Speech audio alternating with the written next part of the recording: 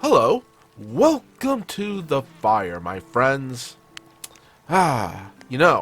You always gotta be careful when using those magical items like the deck of many things or bag of beans, because with a bad draw or roll, it could derail and cause some pretty big problems in your campaign. But this following story seems to do a pretty good job with it. What could go wrong with a bag of beans? r/dndstories, posted by Iced Over. I'm currently DMing a heavily modified Curse of Strahd campaign for 2 players. It's a ridiculous, unbalanced mess, but we're all having fun, so whatever. In this heavily modified Curse of Strahd, I have a shopkeep who's a wandering salesman slash grave robber. His name is Barbarossa. He's a hunchback old man with few teeth and dark brown hair from Back to the Future. He finds and barters pretty much anything that isn't nailed down. Silverware, knickknacks, trinkets, weapons, armor, clothes, art objects, gems, magic items, etc. He's been a fun NPC that the party has enjoyed getting to know and trade with. He has become the only shop they're willing to go to now. Now you might have noticed that I said he barters for and with magic items. Well, to make things interesting, I would roll on a random magic item table of my choice 1d6 times to see what he had in stock.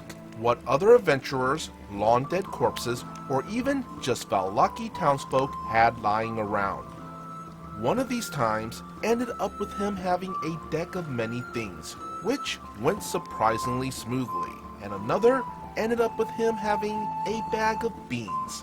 Well, of course, at least one of my 2 players knew immediately what this pouch with a few beans in it was, and quickly bargained for it. They got it for a steal, as Barbarossa put it, trading a wand of secrets for what was to him a bag of strange beans that made a fruit tree grow in his backyard. The 2 players soon decide to use the beans as quickly as they can. Their first bean summoned a treant that attacked them on sight. Their second summoned yet another treant who was named Whitebark and who decided to take a nap. Their third and fourth summoned 2 buettes right outside their werewolf den that had been taken over by a homebrewed lycanthropic monster whose curse had the ability to override any other form of lycanthropy. Their fifth grew a nest of magic eggs that one of them, a vampire spawn, ate all in one sitting, taking breaks to regenerate in between, some of them exploding in their face. Their sixth bean caused a statue of one of the party to grow up out of the ground and start threatening them, jeering at them, and being all around very rude. Their seventh and eighth beans are where things get even more absurd. Both their 7th and 8th beans, which are their last beans by the way, caused a pyramid to sprout from the ground, complete with dungeon to explore, and CR15 mummy lord to fight. The pyramids remain untouched after an in-game day, but the party knows that this probably isn't going to end well. On one hand, they think the mummy lords can help distract Strahd and keep him busy long enough for them to get stronger and find a good way to kill him. On the other hand, they think that if they kill Strahd before the mummy lords, they'll have unleashed 2 mummy lords with sinister goals and plans of their own.